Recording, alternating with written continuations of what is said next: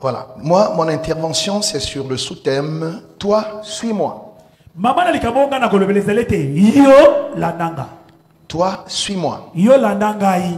Qui a été inspiré du texte de Jean, l'évangile de Jean, chapitre 21, verset 22.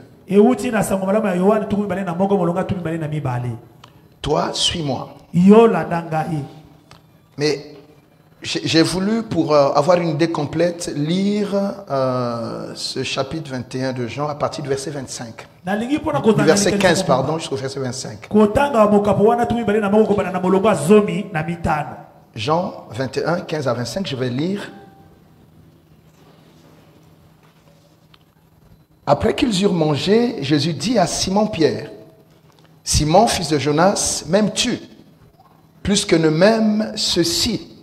Il lui répondit, « Oui, Seigneur, tu sais que je t'aime. » Jésus lui dit, « Paie mes agneaux. » Il lui dit une seconde fois, « Simon, fils de Jonas, m'aimes-tu » Pierre lui répondit, « Oui, Seigneur, tu sais que je t'aime. » Jésus lui dit, « Paie mes brebis. » Il lui dit pour la troisième fois, « Simon, fils de Jonas, m'aimes-tu » Pierre fut attristé de ce qu'il lui avait dit pour la troisième fois. « M'aimes-tu » Et il lui répondit, « Seigneur, tu sais toutes ces choses.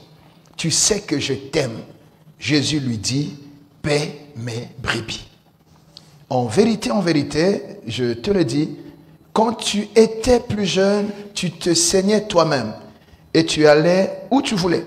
Mais quand tu seras vieux, tu étendras tes mains et un autre te ceindra et te mènera où tu ne voudras pas. Il dit cela pour indiquer par quelle mort Pierre glorifierait Dieu. Et ayant ainsi parlé, il lui dit, « Suis-moi. » Pierre, s'étant retourné, vit venir après eux le disciple que Jésus aimait, celui qui pendant le souper s'était penché sur la poitrine de Jésus et avait dit, « Seigneur, qui est celui qui te livre ?» En le voyant, Pierre dit à Jésus, « Et celui-ci, Seigneur, que lui arrivera-t-il » Jésus lui dit, « Si je veux qu'il demeure jusqu'à ce que je vienne, que t'importe? Toi, suis-moi. » Là-dessus, le bruit courut parmi les frères que ce disciple ne mourrait point. Cependant, Jésus n'avait pas dit à Pierre qu'il ne mourrait point. Mais si je veux qu'il demeure jusqu'à ce que je vienne, que t'importe. C'est ce disciple qui rend témoignage de ces choses et qui les a écrites. Et nous savons que son témoignage est vrai. Jésus a fait encore beaucoup d'autres choses. Si on les écrivait en détail, je ne pense pas que le monde même pût contenir les livres qu'on écrirait. Amen. Amen. Gloire à Dieu. Alors, donc ce qui nous réunit ce matin, c'est l'expression « Toi, suis-moi ». Pour cette deuxième intervention. Toi, suis-moi. L'expression « Toi, suis-moi » est un ordre impératif que le Seigneur a donné à Pierre. Qui ne pouvait lui laisser aucune possibilité de se dérober. Mais cela dénote aussi de la confiance que le Seigneur avait en Pierre quant à son obéissance. Parce que pour que Jésus demande de façon impérative à Pierre de le suivre, toi suis-moi, je crois qu'il y avait une relation entre les deux qui ne laissait aucun doute à Jésus que Pierre devait lui obéir.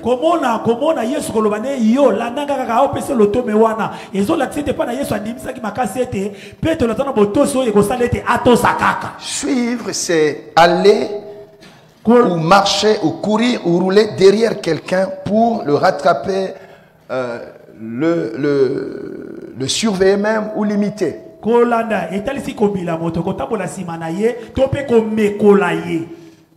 Suivre encore pour synonyme, accompagner, imiter comme je l'ai dit, poursuivre, faire comme, ressembler. Alors, Pourquoi il le dit à Pierre? Et c'est parce qu'ils ont une histoire ensemble. Pierre est ce disciple que le Seigneur enrôla après leur rencontre au bord du lac de Génézareth.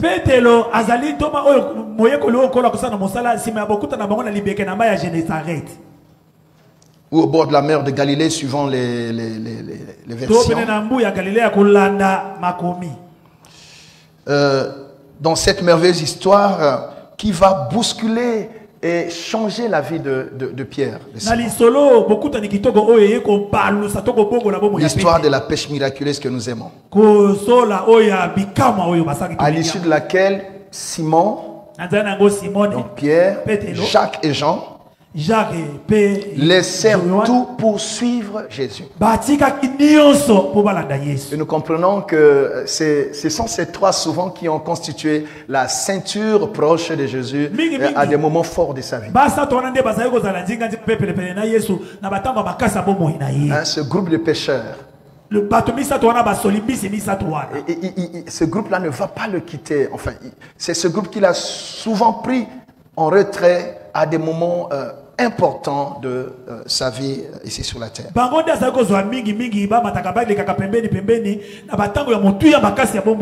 Pierre est encore ce disciple qui s'est distingué dans plusieurs cas par son courage et son leadership affirmé.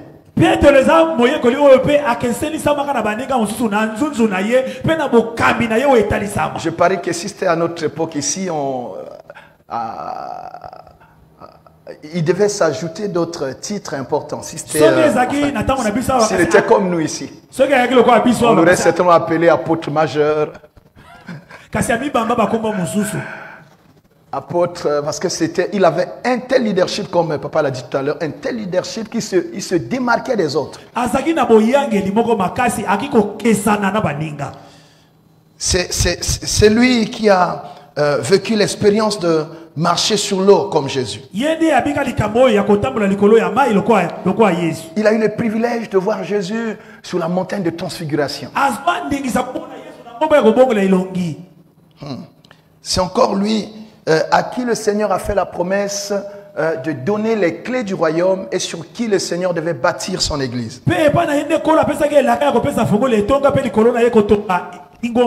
C'est encore Pierre à qui le Seigneur va demander d'aller prendre l'argent dans la bouche d'un serpent, d'un poisson.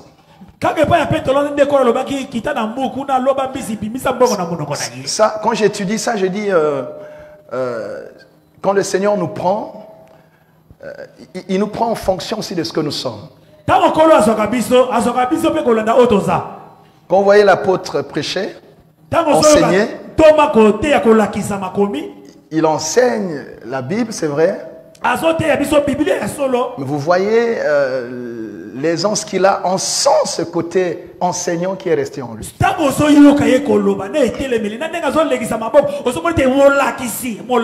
On peut prendre les mêmes textes, mais on ne les rendra pas avec la même aisance que lui.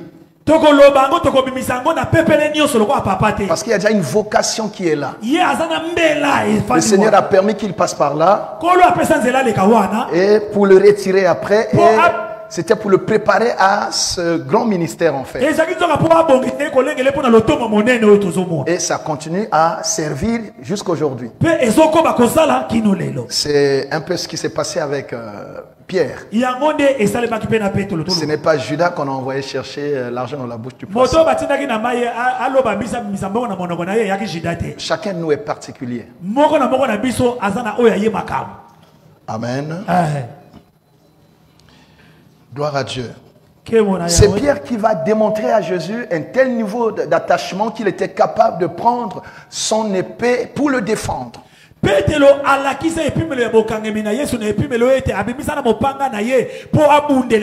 Oh, qui n'aimerait pas avoir un Pierre dans son ministère qui soit capable de le défendre contre les assaillants. Un peu comme les hommes de David.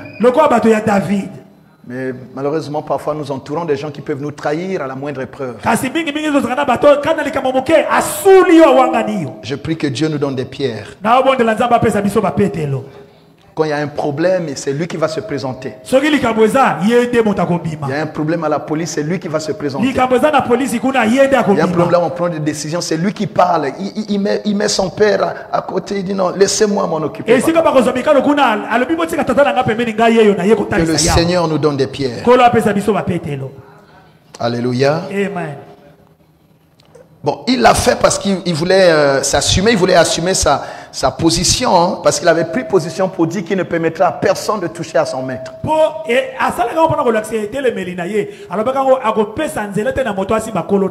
Au point qu'il trancha l'oreille d'un des assaillants.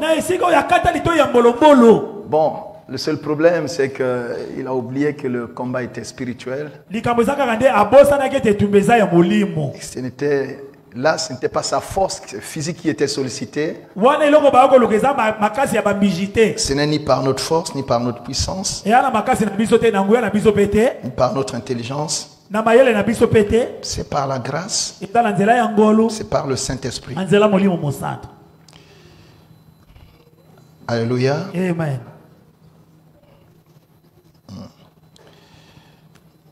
Gloire à Dieu. Bon, un bémol, après, c'est le même Pierre qui va régner Jésus au champ du coq.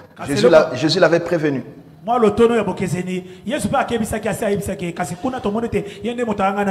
Et c'est un moment terrible qui va beaucoup affecter Pierre, parce que il va se rendre compte que finalement il n'a pas été capable de tenir l'engagement qu'il avait pris.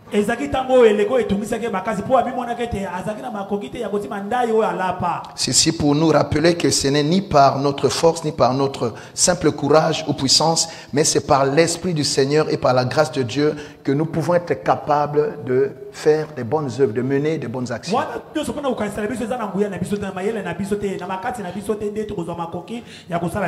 un moment, la volonté et le courage ne suffiront pas. Alléluia. Nous allons d'ailleurs voir que après la Pentecôte, c'était une autre histoire. C'était un autre Pierre.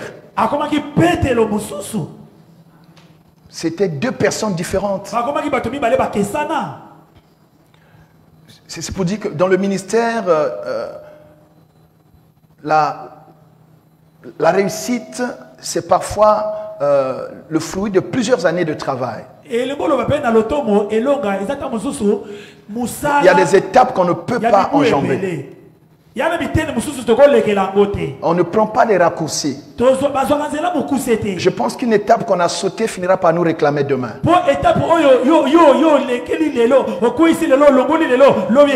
On peut avoir un diplôme qui sera vidé de sa consistance parce qu'on n'a pas fait ce qu'on devait faire pour mériter ce diplôme.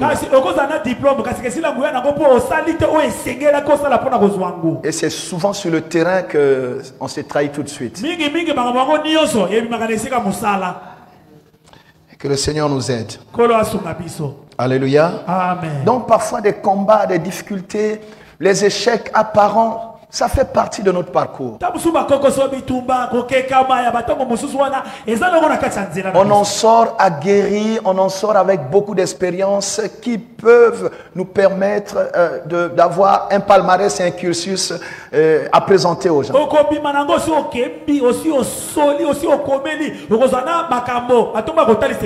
Chacun de nous a son histoire. Mais on ne peut pas inventer la roue, c'est vrai.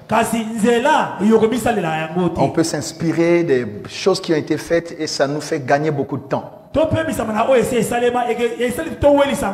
Moi, je ne m'empêche pas d'aller voir ces pères. Je ne m'empêche pas. Je ne me résigne pas, je ne me réunis pas plutôt. Je n'oublie pas ce que Dieu m'a dit. Mais j'ai beaucoup à gagner en m'inspirant parce que ce que je veux faire, ils l'ont déjà fait. C'est un chemin qu'ils ont déjà parcouru. Ils ont le secret de ces démons-là. Ils ont l'expérience avec ces démons-là.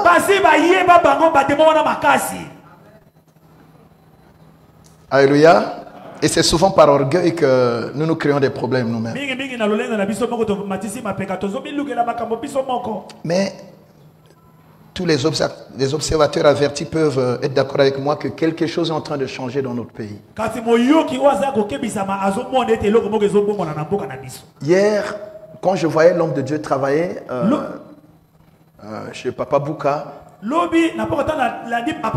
j'avais plusieurs lectures de ça.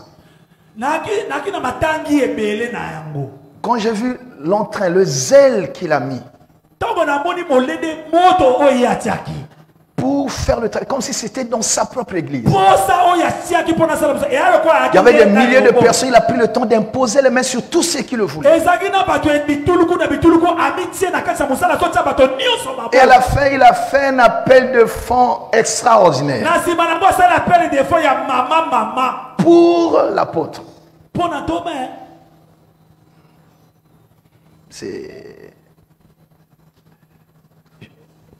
Les gens étaient là contents, mais moi j'avais cette lecture, il a dit Seigneur, aide-nous à apprendre. Aide-nous à apprendre de ces colonnes.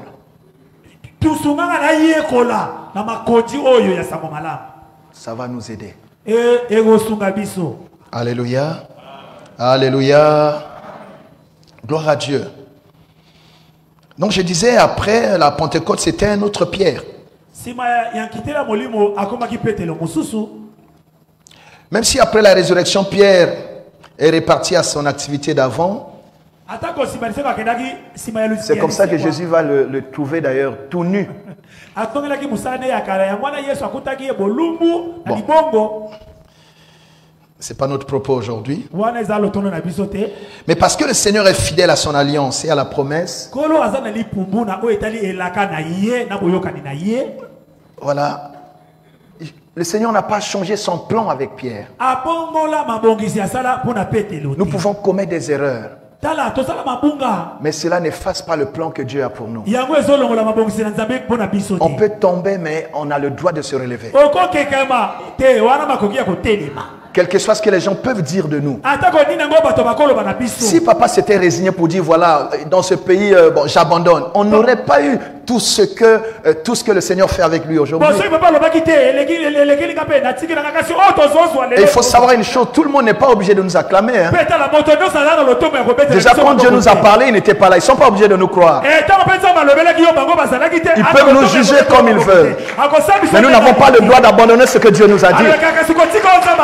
Parce que nous savons ce que Dieu nous a dit. Nous savons le contrat, le mandat que Dieu nous a donné. Alléluia. Malgré toutes ces erreurs, il a régné Jésus. On l'a trouvé nu. Tout ça. Même à Gethsemane, vous savez, Pierre n'a pas été capable de soutenir Jésus. Il peut arriver que les gens sur qui tu comptes ne soient pas en train de te soutenir quand il le faut. C'était le moment où il ne fallait pas abandonner Jésus. C'était son cercle fermé, c'était son dernier carré. En fait, la trahison a commencé depuis Gethsemane. C'est là où, quand Jésus priait, la sueur s'était transformée en grumeaux de sang. Gethsemane, c'est le pressoir. Jésus, c'était difficile pour Jésus. Et il avait besoin d'être soutenu à ce moment-là. Mais quand il se retourne vers son cercle, ceux en qui il avait mis toute sa confiance, il les a trouvés en train de dormir. C'était difficile pour Jésus. Malgré tout cela, Jésus n'a pas changé son plan avec Pierre. J'aimerais nous encourager à ne pas abandonner et surtout à ne pas douter du plan que le Seigneur a pour nous. On peut rencontrer des difficultés. Il n'y a que ceux qui ne font rien qui ne risquent pas de se tromper. Ceux qui ne font rien ne risquent pas de se tromper parce qu'ils ne font rien. Et ceux qui ne sont pas nés, et ceux qui sont déjà morts. Mais dès que vous levez pour faire quelque chose, l'erreur peut arriver. Est-ce que vous avez vu un roman où il n'y a que des exploits de l'acteur, de l'auteur? Ou un film. Non. Il y a des moments où on est comme dans une vallée. Et après on remonte. C'est tout ça qui fait la beauté de notre histoire avec Jésus. Oh, nous voudrions être comme l'apôtre Ndeke, certainement. Mais il faut se renseigner du parcours de l'apôtre Ndeke. Nous voulons être David sur le trône. Oh, mais renseignons-nous sur le parcours de David. Chacun a son histoire.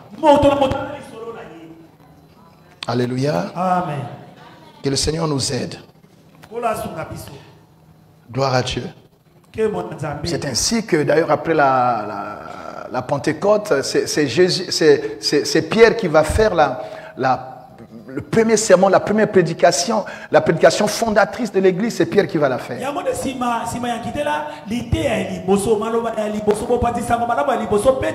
Avec une telle réussite. Il y a un avant, il y a un après. Laisse les gens se battre avec ton passé. Mais ce que Dieu a dit avec toi se fera au temps de Dieu.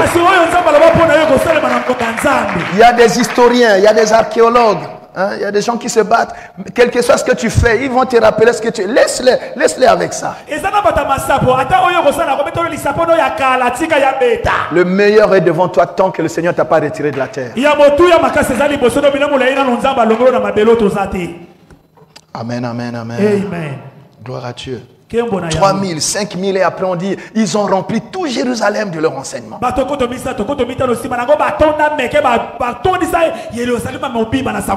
Gloire à Dieu. Pour revenir à notre histoire, c'est donc quand nous lisons ce texte, on dit après avoir mangé. Donc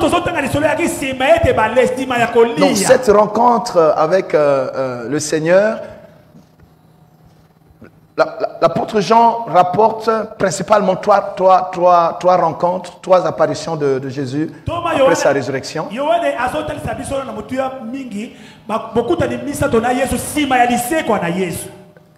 Il parle de la rencontre avec Marie de Magdala.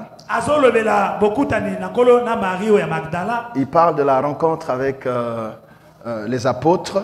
Il n'y avait pas encore Thomas. Et après il revient pour donner aussi à Thomas la preuve qu'il était vraiment ressuscité. Et il y a cette rencontre ici. La Bible dit, c'est après avoir mangé.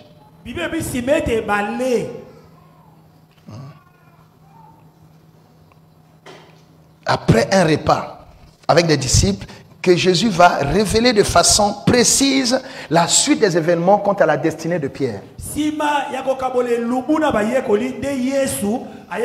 Jésus les trouve en train de pécher, Pierre était nu, puis bon, après il se retrouve, il mange, et là, il va maintenant dire à Pierre la suite des événements.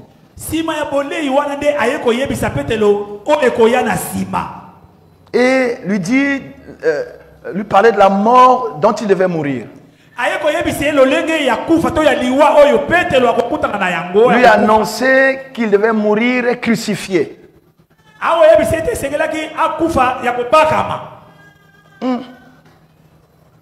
Mais ce qui m'étonne, c'est l'attitude de Pierre. Le Seigneur vient de lui annoncer une chose aussi grave. Au lieu de se lamenter, non, il pose la question, mais et Jean, qu'est-ce qui va lui arriver? C'est comme si ça ne l'a pas touché plus que ça. C'est là que nous comprenons quand Paul dit que pour lui la mort était un gain. Pour eux, mourir pour la cause de Christ c'était un gain. Souffrir pour le Seigneur c'était un gain. Avoir des problèmes à cause de la vérité c'était un honneur, c'était un privilège. Alléluia. Amen. Gloire à Dieu. Gloire à Dieu.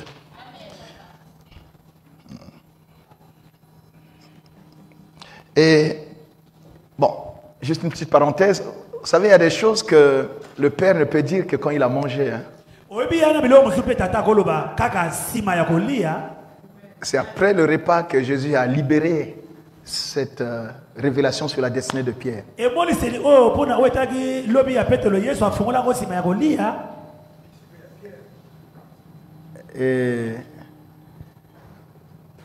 Et Rebecca avait le secret de ça. C'est comme cela qu'elle a coaché Jacob. Pour faire... Elle a coaché Jacob parce qu'elle avait la révélation de la destinée de Jacob. Quand Isaac a mangé, il a libéré la bénédiction. Il faut savoir faire manger son père. Je referme la parenthèse. Oh, il n'y a pas d'amen. Non, c'est important.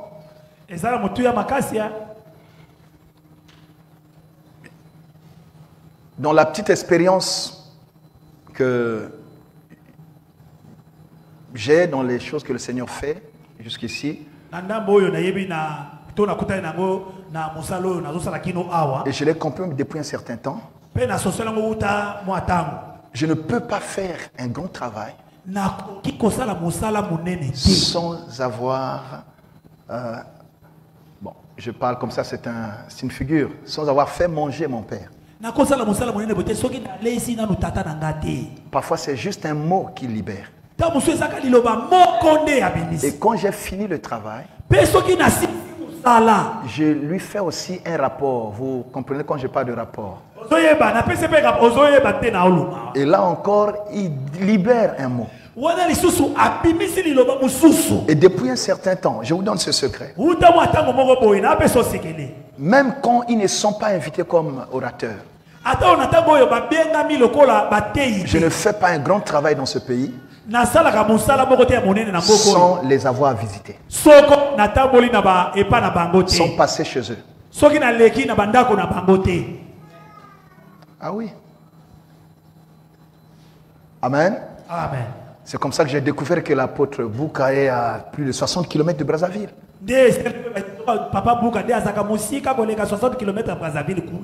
Papa, c'est difficile parce qu'il est toujours dans les voyages, donc il faut se battre pour trouver une minute et tout. Sinon, je rattrape le pasteur Arnaud. Voilà. Donc, mais il faut, parce que ce sont des voix que le Seigneur reconnaît dans notre nation, les voix évangéliques que le Seigneur reconnaît dans notre nation.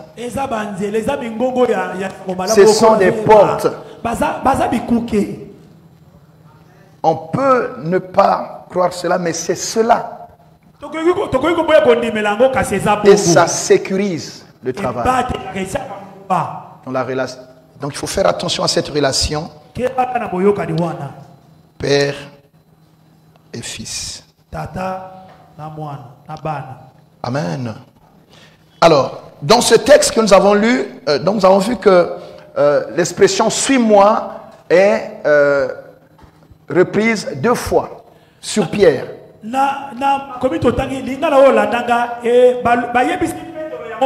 Pierre a la promesse de l'église. Le Seigneur lui a fait la promesse de l'église. De bâtir sur lui son église. Mais le Seigneur, à cette rencontre ultime, va vouloir vérifier à qui je vais confier cette église. Cette église qui m'a coûté cher. Il va commencer par lui poser des questions. Pierre, m'aimes-tu plus que les autres?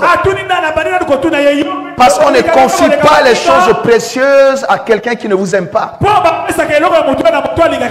Jésus voulait être sûr que Pierre l'aimait plus que les autres. Et la 3e fois, quand Jésus a posé cette question, Pierre était beaucoup triste. Il dit, mais oh Seigneur, tu le sais. Je n'ai pas de réponse. Toi, tu sondes le cœur, tu le sais. Que le Seigneur mette autour de nous des personnes qui nous aiment sincèrement.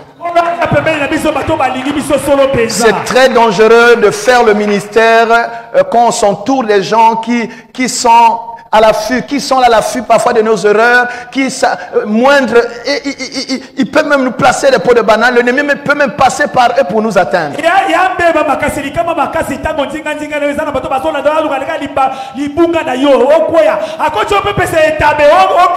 Oh, l'apôtre viendra prier tout à l'heure, mais si je peux placer un mot, j'aimerais dire que le Seigneur éloigne de toi toutes les mauvaises personnes, toutes les personnes toxiques, qu'il les éloigne de toi au nom de Jésus. Que le Seigneur fasse le ménage autour de toi. Il y a des gens qui ont des ministères authentiques, mais qui ont été freinés, bloqués, simplement parce que le diable a réussi à infiltrer les mauvaises personnes.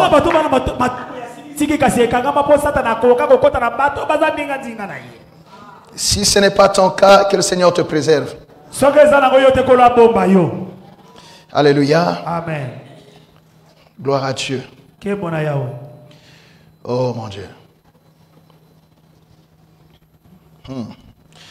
Donc il lui dit, suis-moi une première fois, après lui avoir posé toutes ces questions. Et la deuxième fois, c'est après lui avoir révélé ce qui devait lui arriver. Et là il dit, toi, parce que Pierre a commencé à se préoccuper de la situation de son frère intime, Jean.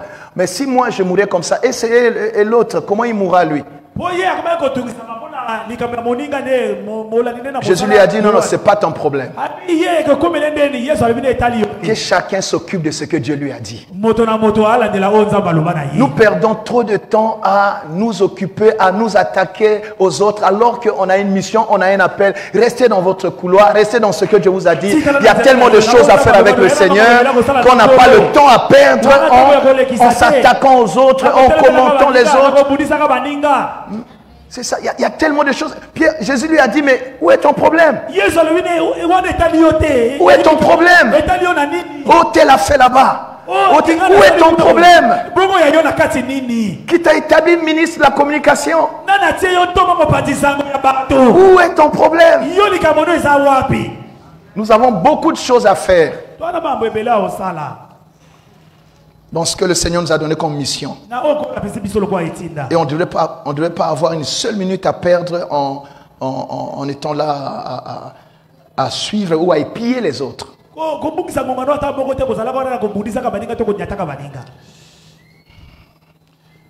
Et depuis que je l'ai compris, je me fais cette discipline. Je m'éloigne des gens qui se mettent ensemble pour détruire les autres. Je m'éloigne des personnes et parfois les gens disent, ah, il est orgueilleux. Je ne suis pas orgueilleux, je ne veux pas corrompre mes oreilles. Je ne veux pas commencer à haïr une personne qui peut être ma bénédiction sur la base de la vie de quelqu'un qui parfois c'est un aigri, parfois c'est un méchant.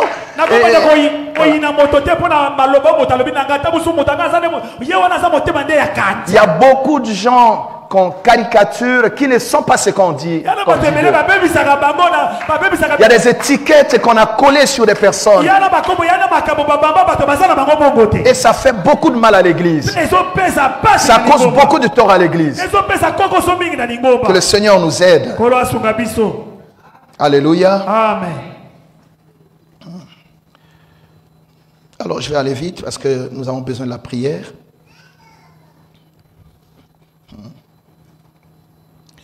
Gloire à Dieu. Alors quand le Seigneur lui, vous allez voir que quand le Seigneur lui révèle même de quelle mort il va mourir,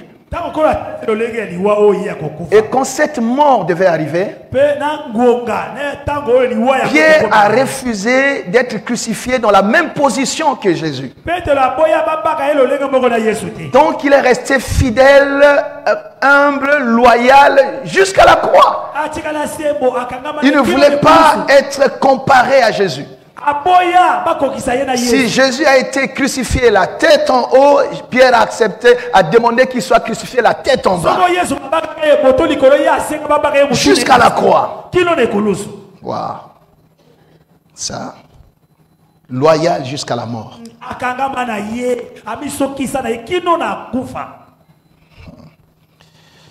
Alléluia.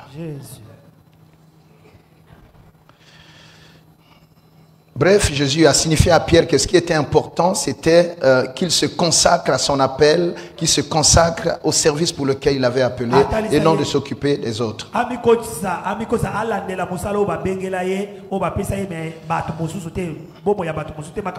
Juste un petit commentaire sur ce que Jean dit de Jésus, le témoignage que Jean rend de ce que Jésus a fait, qui n'a pas été totalement rapporté. Il dit qu'aucun livre ne pouvait contenir tout ce que Jésus avait fait. Et là, j'ai compris que Jésus est plus que ce qu'on nous dit de lui. Jésus est plus que ce que la Bible nous décrit. Il est certainement plus grand que ce qu'on nous a appris. Alléluia. Amen. Il est plus grand, plus bon, plus fidèle, plus miséricordieux que ce qu'on nous a dit de lui. Gloire à Dieu. L'expression « suis-moi » a été souvent utilisée par Jésus pour recruter et enrôler ceux qu'il avait connus d'avance et prédestinés à le servir. Ceux qui devaient être ses disciples, non pas par mérite, mais par élection de la grâce, au moyen d'un appel efficace et irrésistible. Donc souvent il leur a dit, suis-moi. Vous allez voir que la plupart de ceux à qui Dieu a dit cela l'ont suivi. Jésus a dit, ils l'ont suivi. C'était un appel irrésistible parce qu'ils étaient prédestinés à cela.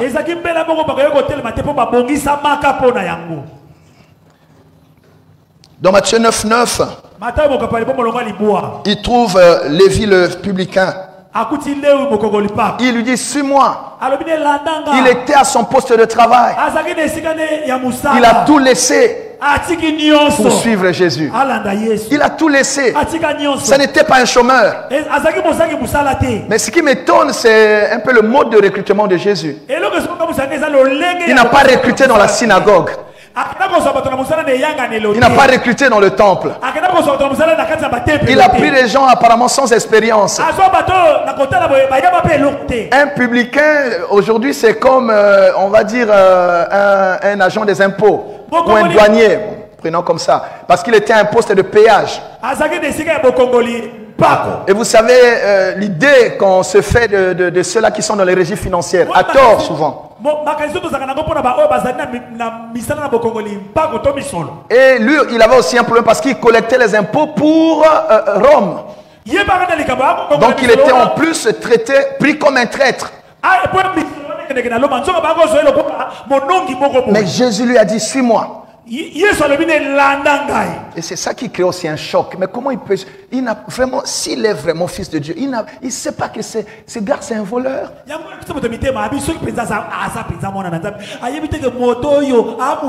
Le Seigneur ne nous prend pas par rapport à notre passé. Il nous prend en fonction de ce qu'il veut faire avec nous. Alléluia. Donc ne sois pas intimidé, comme je l'ai dit, par ceux qui sont sur ton passé. Dans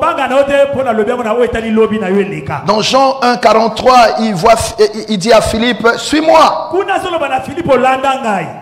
Alléluia. Alléluia. On revoit la même chose donc dans Luc 5, je l'ai dit dans l'histoire de la pêche miraculeuse, où Pierre, donc Simon, Jacques et Jean ont tout laissé pour suivre Jésus. Pierre, Jean, Jacques, ils ont tout laissé. C'est pour ça que la première rencontre est importante. Souvent la suite du ministère dépend de la qualité de la première rencontre. Beaucoup de gens ont des problèmes parce que la première rencontre n'a pas été authentique. Parce que c'est la rencontre qu'on n'oublie pas. Quand Dieu t'a... Il s'est certainement passé quelque chose. Il t'a certainement dit quelque chose. C'est cette rencontre. Tu vas te souvenir de ce que Dieu t'a dit le premier jour. Même si tu rencontres des épreuves, tu diras non, mais il m'a appelé. Il m'avait dit ceci. Et ya bokutana ke sala ete o kalisela ka makabolo ata okutana na bituma na mabakolo bate ayebisanga aloba nanga. Alléluia. Amen. C'est comme ça qu'ils sont restés fidèles à Jésus. Batika la sembo bokangamina Yesu ndenge wana. Alléluia. Amen. Si le Seigneur t'a appelé, Soko kolo abenga yo. il doit t'avoir dit des choses. Ayebiseka ayebisa yo makambo. Et surtout la première rencontre, n'oublie pas. Mingi mingi na bokuta ni na bino ya liboso ko bosa na te. Gloire à Dieu. Kembo na yao. Alors, pourquoi le Seigneur dit à Pierre, suis-moi? Kolo azoyebisa peto lo landanga pona nini? On ne peut pas servir le Seigneur en ne le suivant pas. Okosa ela kolo te soko zo landa yete. Nous ne pouvons pas servir le Seigneur ou nous occuper des brebis du Seigneur en ne suivant pas le maître de la moisson, en ne suivant pas le chef du troupeau lui-même. Parce que le problème c'était confier les brebis à Pierre. Mais qui devait être le modèle de Pierre? C'est Jésus lui-même le parfait berger. Donc pour s'occuper des brebis du Seigneur, nous devons suivre Jésus. Nous devons suivre le maître. Car le disciple ou le fils ne fait que ce que le maître ou le père fait.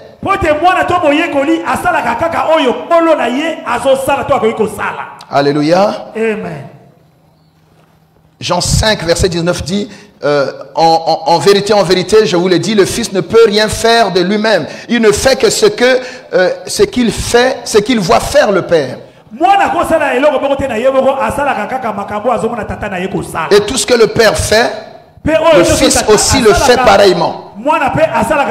Donc suis-moi, c'est fais comme moi, imite-moi, suis mon modèle.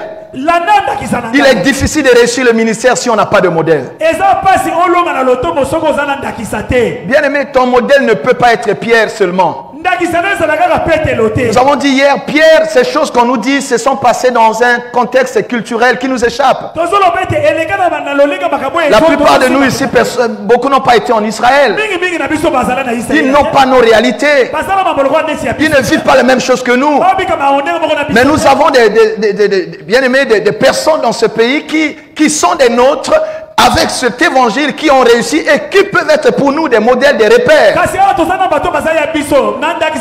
Il est difficile de réussir sans modèle, sans repère. Et ne peut conduire à Jésus que celui qui lui-même suit Jésus. Tu ne peux pas conduire les gens à Jésus si toi-même tu n'es pas en train de suivre Jésus. C'est pour cela qu'il faut parfois se poser des questions. Oui, le peuple a le droit de nous demander où nous amènes-tu? On va où? Parce qu'une personne qui ne sait pas où est-ce qu'elle va, elle vous conduira nulle part. Jésus a dit à Pierre, suis-moi. Si Pierre suit Jésus, il saura conduire les brebis à Jésus. Alléluia. Amen. C'est ainsi que un jour, les Grecs qui étaient venus à Jérusalem à l'occasion d'une fête ont dit à Philippe, nous voudrions voir Jésus. Voici cela dans Jean 12, 20 à 22. Nous voudrions voir Jésus. Pourquoi ils se sont adressés à Philippe? Parce que Philippe était à même de les conduire à Jésus. Jésus a partagé à André et après ils sont allés voir Jésus. Ceux qui viennent à nous, ce ne sont pas nos brebis. Ce sont les brebis du Seigneur. Les gens viennent à nous avec les intentions sincères de voir Jésus en nous. Et nous devons les conduire à Jésus. Ils ne doivent pas s'arrêter à nous. On doit les conduire au Père. On doit les conduire à Jésus. Mais généralement nous faisons des empires et nous devenons le centre de la terre où tout le monde vient à nous. Non, nous devons conduire ceux qui viennent à nous à Jésus.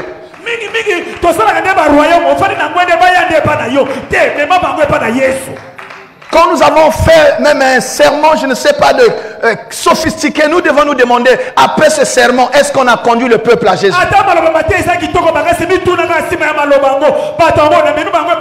Est-ce qu'après ce message, ceux qui m'ont suivi ont été rapprochés de Dieu? Est-ce que le but a été atteint? Nous n'avons réussi que quand nous avons conduit le peuple à Jésus lui-même. Alléluia. Nous voudrions voir Jésus. Ce sont des questions que le peuple se pose en sourdine, sans nous le dire parce qu'il nous respecte.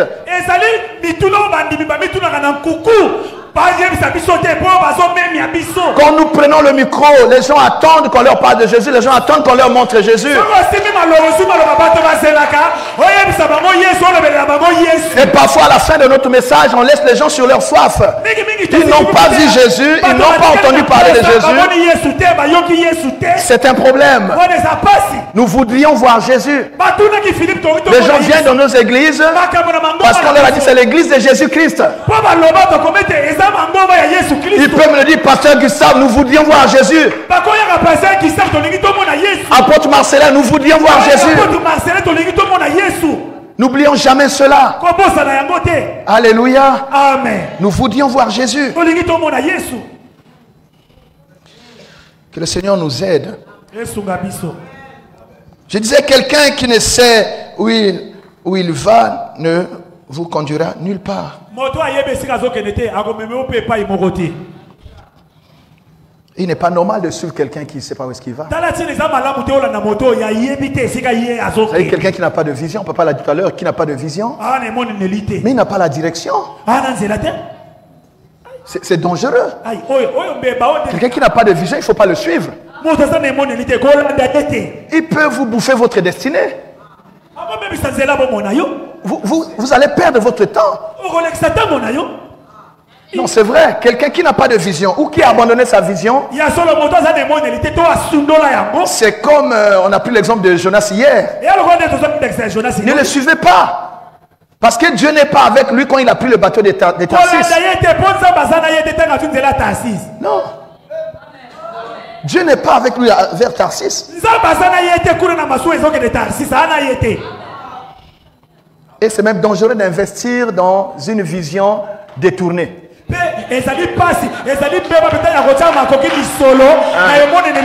Ça ne va pas produire le fruit.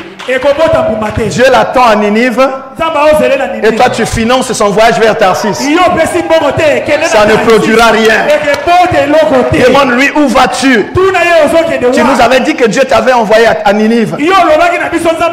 Comment tu as pris le bateau de Tarsis? Que le Seigneur nous aide.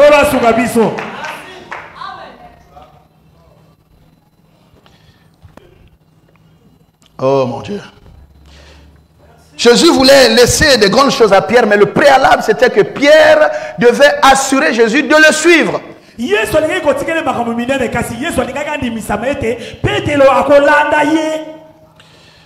Gloire à Dieu. Je parlais de la vision. La vision nous précise notre place dans le corps de Christ.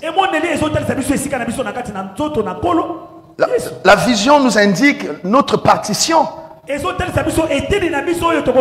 Ce que nous avons à faire dans le corps de Christ. Notre part de travail. Sinon on va se mettre à tout faire et sans atteindre le but. La polyvalence c'est bien, mais il y a au moins un domaine dans lequel Dieu nous a appelés. Et c'est ça la vision que Dieu nous donne. Si on n'a pas de vision, on n'aura pas une identité ministérielle authentique.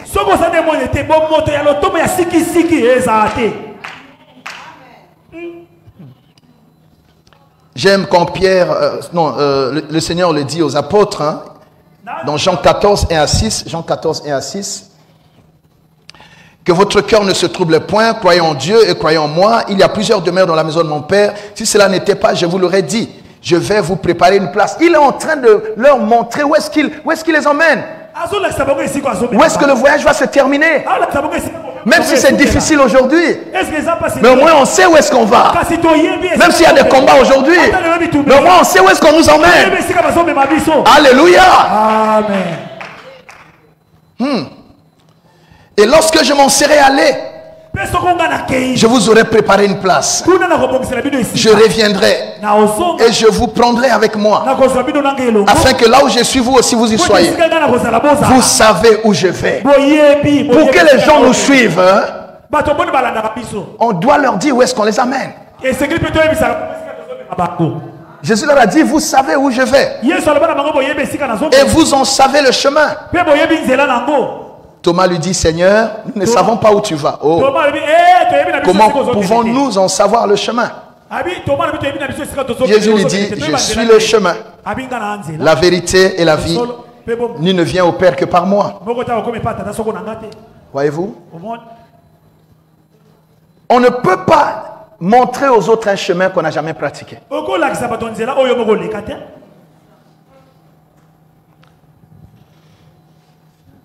Pour que les gens nous suivent, c'est comme le berger. Généralement, un berger, il ne découvre pas la terre où il amène ses brebis en même temps que ses brebis. Quand il les conduit quelque part, il sait que c'est... Papa, je crois que c'est... Vous savez que dans sa formation universitaire, c'est un professeur d'abord. Et il sait de quoi je parle. Pour élever les animaux, on ne leur fait pas manger n'importe quoi. Alléluia. Amen, amen. C'est une nourriture préalablement étudiée, une nourriture qui doit être sûre. Le berger sait que c'est une nourriture sûre qu'on donne à ses brebis. Sinon, on risque de les empoisonner.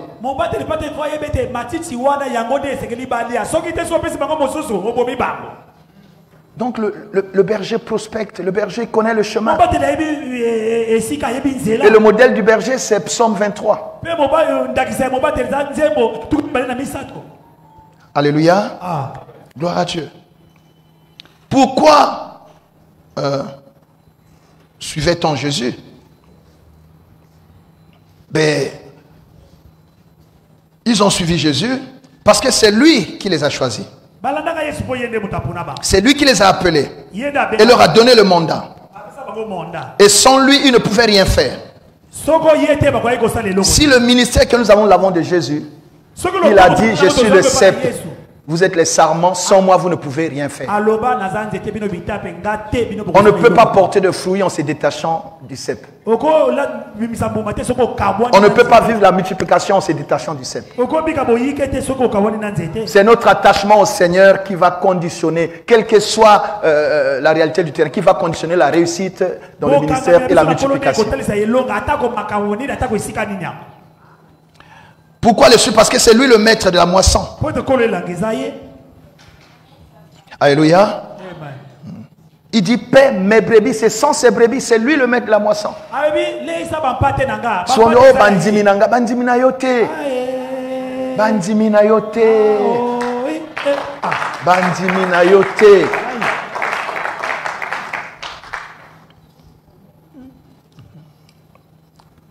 Bazolanda yo po Yesu azakasi na yo. Soko tigi Yesu ba otiga pe. Pourquoi le suivre? Parce que c'est lui le chemin, la vérité et la vie. Le guide et le modèle parfait. Il dit, je suis le bon berger. 1 Pierre 5,4 le présente comme le souverain pasteur, le bon pasteur. Pourquoi le suivre? Parce qu'il est fidèle. Même si c'est difficile, on sait qu'il fera ce qu'il a dit. Pourquoi le suivre? C'est parce qu'il a les paroles de la vie. Pierre a dit, à qui irons-nous encore? C'est toi qui es le parole de la vie. Nous le suivons à cause de la pertinence de son enseignement, de sa doctrine. Nous le suivons à cause de son témoignage. C'est le témoignage que Jean-Baptiste a donné de Jésus qui a fait que certains disciples ont quitté Jean-Baptiste pour suivre Jésus. Le témoignage est important. On ne peut pas te suivre si ton témoignage n'est pas bon. On le suivait à cause de sa sagesse, sa connaissance, sa puissance et son onction, son amour et sa compassion, son courage. On le suivait parce qu'il était le bon berger. Ce sont les qualités que nous devons avoir. Parce que le Seigneur dit, tel que le Père m'a envoyé, moi aussi je vous envoie. Si nous voulons être suivis comme les disciples ont suivi Jésus, alors que Jésus soit notre modèle. Parce que le peuple suit qui? On suit un berger. Est-ce que vous êtes encore un berger? Parce qu'il y a des gens qui ont commencé avec le cœur du berger. Une fois que Dieu les a un peu visités,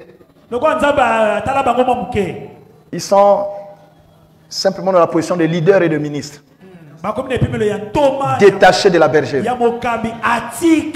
Le berger peut se permettre de se salir les mains pour nettoyer ses brebis.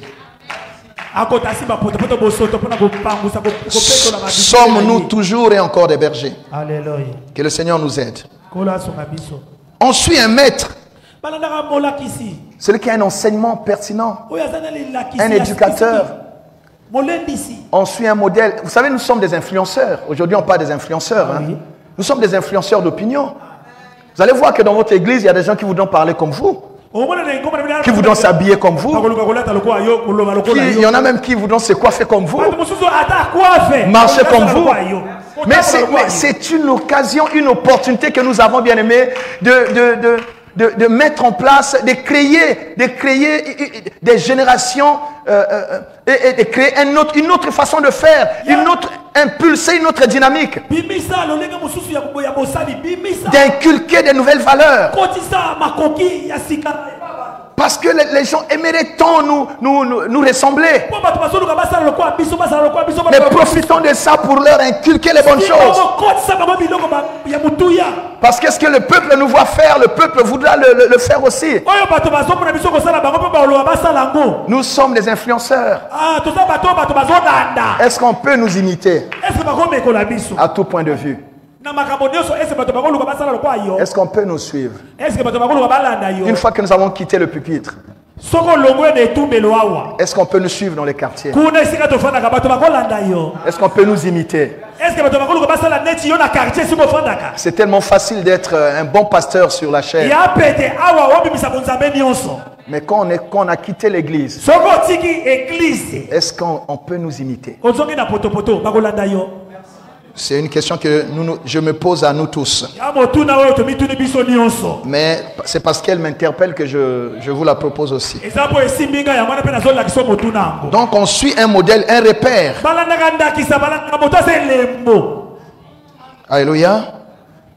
On suit quelqu'un qui a quelque chose à donner. Ah oui. Ah oui. Donc parfois quand les gens nous quittent, ça peut aussi nous interpeller. Attention, il y a des gens parfois qui nous quittent et c'est Dieu qui permet, il faut les laisser partir. Ah, ça c'est important, ça il faut le noter. Parce que c'est le Seigneur seul qui connaît le cœur des gens. Mais si tu veux garder quelqu'un qui demain risque d'être un problème, alors que le Seigneur veut l'éloigner de toi, tu auras des problèmes. Ah, je l'aime trop, mais tu ne connais pas son cœur. Tu ne sais pas le plan qu'il a, le plan qu'il aura dans 5 ans. Le projet qu'il nourrit dans 5 ans. Et parfois Dieu te parle de ça, il le retire avant. Donc même si ça fait mal, rends grâce à Dieu. Parce que le Seigneur sait ce qu'il fait. Amen, amen, amen. Amen. Alléluia. Amen. Bon. Gloire à Dieu. Donc je disais, on suit quelqu'un qui a quelque chose à donner. Quelqu'un qui a la cruche. Pourquoi on suivait Jésus? Parce qu'il avait tout ça. On suit qui? On suit un homme spirituel. La parole de Dieu, on a commencé en esprit et parfois on termine dans la chair. Et parfois nous décevons ceux qui se sont engagés autour de nous. C'est en cela que l'apôtre Paul ne prend pas le ministère comme un privilège, un ensemble d'avantages. Il dit, il se présente comme esclave, comme prisonnier, comme captif. Non, j'aimerais nous rappeler que le jour où nous avons dit oui au Seigneur, on a pris la décision de ne plus vivre comme tout le monde. C'est difficile. On va suivre qui? On suit quelqu'un qui est courageux. Tu dois être un modèle de courage. Tu dois être pas un peureux. Quand Moïse n'était plus là, il a montré Josué, enfin Moïse avant de partir, il a montré Josué au peuple. Le peuple pouvait suivre Josué parce qu'ils avaient, comment dire, ils avaient l'expérience de son courage. Ils savaient qu'il était courageux, ils pouvaient le suivre.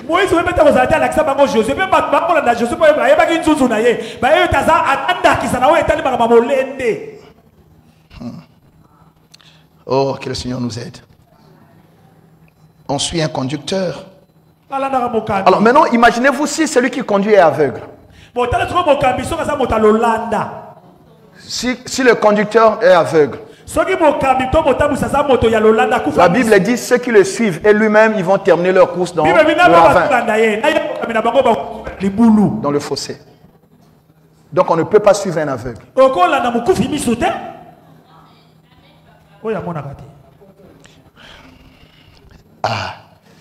Un aveugle, il faut faire attention. Donc il n'a plus de vision.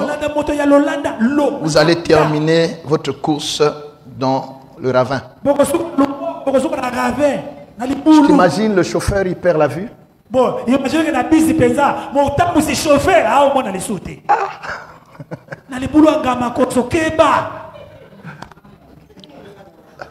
Luc 6, 39 dit, si le conducteur est aveugle, ben, le troupeau terminera la course avec le conducteur dans le fossé. Si le conducteur ou la sentinelle, le conducteur devient sourd ou muet. Avant il parlait, il ne parle plus. Pourquoi on va le suivre? Peut-être que tu ne parles plus comme tu parlais avant. Les gens iront là où ils vont trouver quelqu'un qui parle. Quelqu'un qui bâtit les vies, qui construit les vies.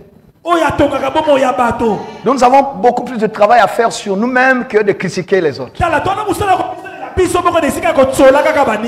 Quand le conducteur devient muet comme Balaam. Ah, mais le Seigneur permettra à l'âne de parler à ta place.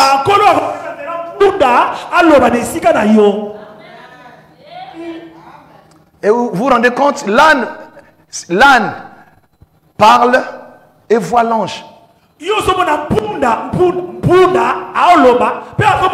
Mais le prophète ne parle plus et il ne voit pas l'ange.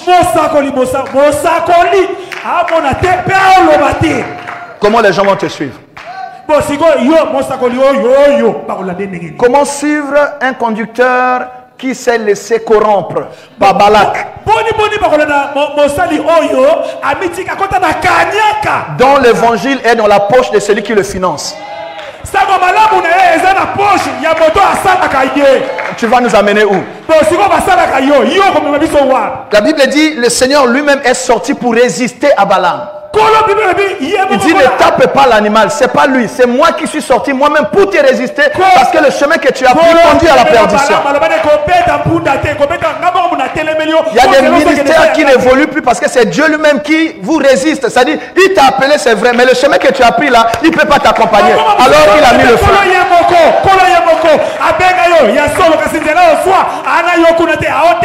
Oh, que le Seigneur nous en préserve. Je suis à la fin. Merci. Alléluia. Merci, papa. Comment suivre un conducteur qui a mauvaise réputation? Il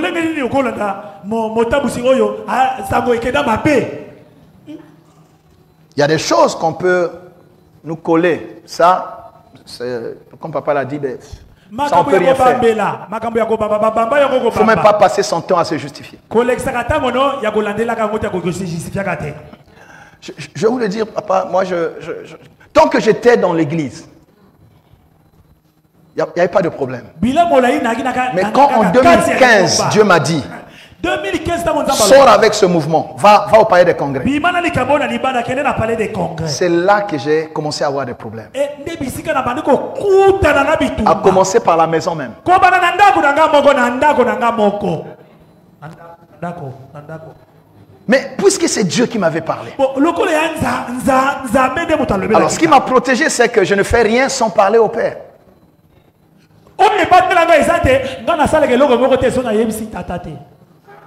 Alléluia. C'est là que ça n'a pas commencé au dehors, dans l'église même. Il faut vérifier, est-ce qu'il n'est pas entré dans...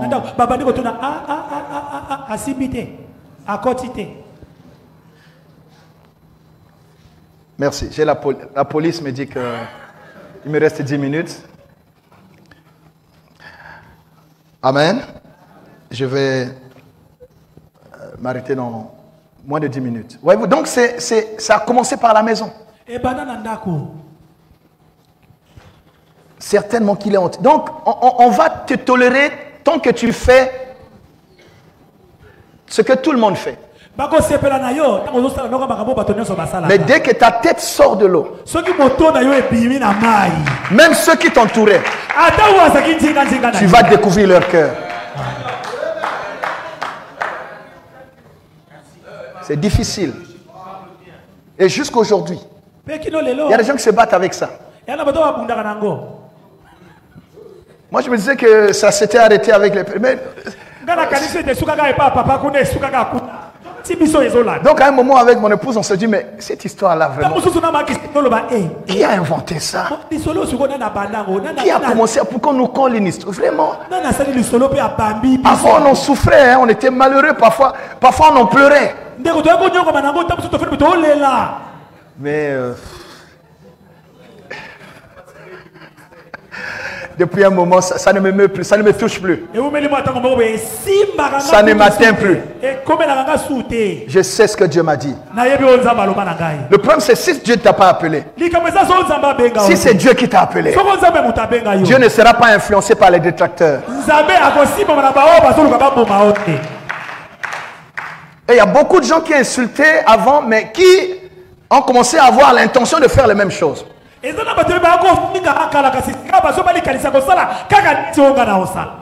je bénis le Seigneur.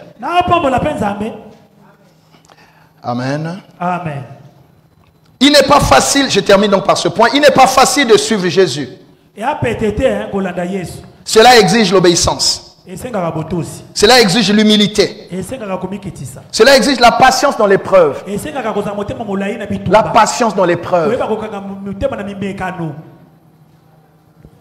Parfois les portes sont comme fermées. Et le Seigneur permet. Il faut vivre son épreuve avec dignité. Afin de ne pas trahir le Seigneur. Quand Dieu permet qu'on passe des temps de désert, il faut parcourir son désert avec dignité. Ce qui est vrai, c'est que la terre promise est une réalité. Mais avant, Dieu nous permet, nous impose de passer d'abord par le désert.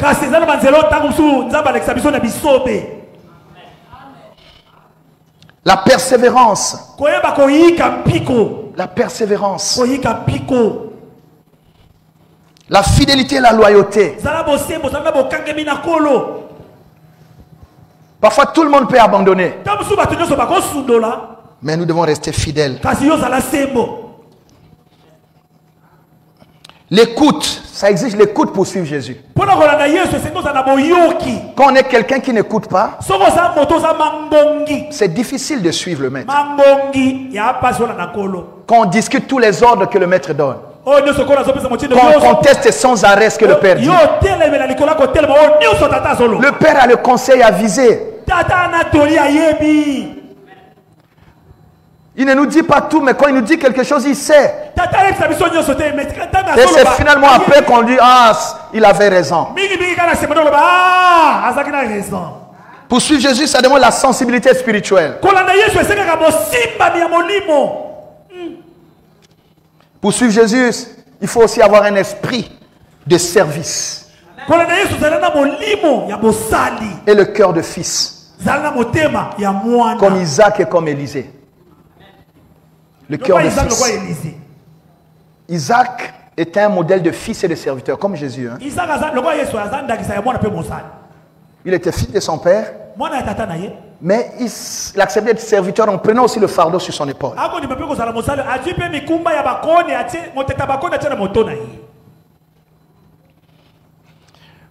Pour suivre Jésus, cela exige aussi le renoncement.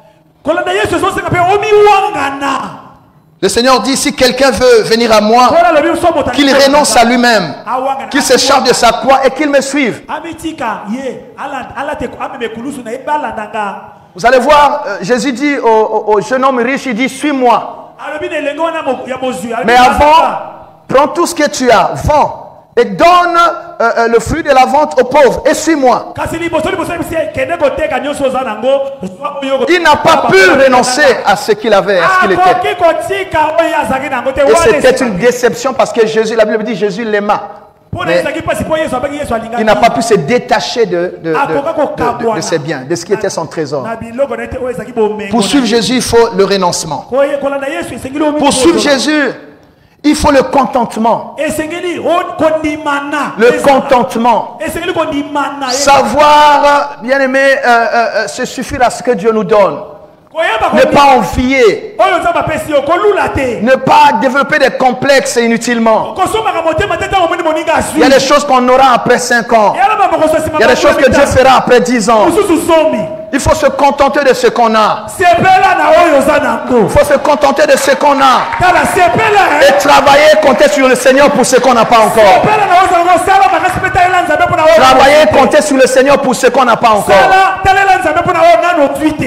Le contentement. 1 Timothée 6, verset 6 dit, c'est en effet une grande source de gain que la piété avec le contentement. Le verset 7 dit, car nous n'avons rien apporté dans le monde et il est évident que nous n'en pouvons rien emporter. Si donc nous avons la nourriture et les vêtements, cela nous suffira. Wow. Mais ceux qui veulent s'enrichir tombent dans la tentation, dans le piège, dans beaucoup de désirs insensés et pernicieux qui plongent les hommes dans la ruine et dans la perdition. Car l'amour de l'argent est une racine de tous les maux. Et quelques-uns, en étant possédés, se sont garés loin de la foi et se sont jetés eux-mêmes dans bien de tourments. Ils se sont jetés eux-mêmes. Quand il n'y a pas de contentement, on se jette soi-même dans des tourments. On se jette soi-même. Quand on ne fait pas se contenter à ce que Dieu nous a donné, à ce que nous sommes, parfois on va entrer là où on n'entre pas. Il y a des gens qui font plus grave, qui vont emprunter la puissance à Satan pour servir Dieu. Comment c'est possible? Comment emprunter la puissance à Satan pour servir Dieu?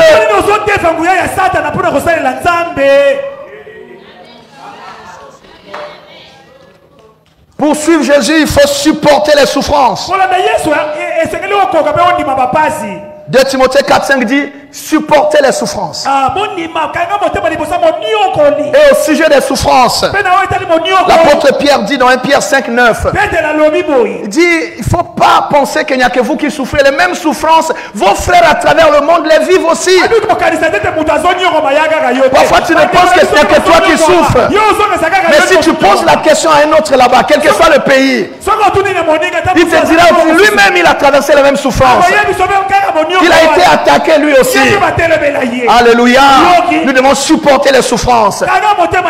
Il n'y a pas de réussite sans souffrance. Ça n'est pas possible. Dieu n'a pas promis la facilité. Il a dit tout est possible à celui qui croit. Au sujet des souffrances, Romains 8 verset 18 il dit, les souffrances des temps présents ne sont pas à comparer avec la gloire qui nous est réservée. Même si nous souffrons aujourd'hui, nous savons que le Seigneur nous a réservé une grande gloire. Nous vivrons cette gloire si nous persévérons, si nous restons fidèles, si nous restons suivre Jésus. Nous hériterons aussi la gloire. À l'issue, il y a la gloire. Mais l'avant, il y a le parcours. La gloire nous attend au bout. Alléluia. Amen. Alléluia. Amen. Oh, 2 Corinthiens 1,7, il dit, j'aime ce verset, 2 Corinthiens 1,7. Si vous avez eu part aux souffrances, vous aurez aussi part à la consolation. Alors n'arrête pas avant la consolation. Parce que le Seigneur a prévu qu'après ces souffrances, il y ait des temps de consolation. Après la souffrance. Papa nous a dit ici avant-hier. Aujourd'hui, il peut se reposer. Il peut se reposer. Il y a un retour d'investissement.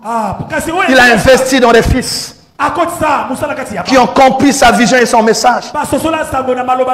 Et aujourd'hui, il peut nous en parler, il peut nous indiquer le chemin. Mais s'il avait abandonné, il n'aurait pas vu la gloire. Bien, mais il y a une gloire quand on est fidèle. Il n'y a pas que la souffrance. Et on peut lire cette gloire. Même si papa veut être modeste, mais on lit ça. On voit la paix, on voit le repos. Il ne sert pas le Seigneur c'est pas par recherche de gain ou de recherche de positionnement. Non, il sert le Seigneur parce que cela lui est imposé par le Seigneur, par responsabilité, par charge, par vocation.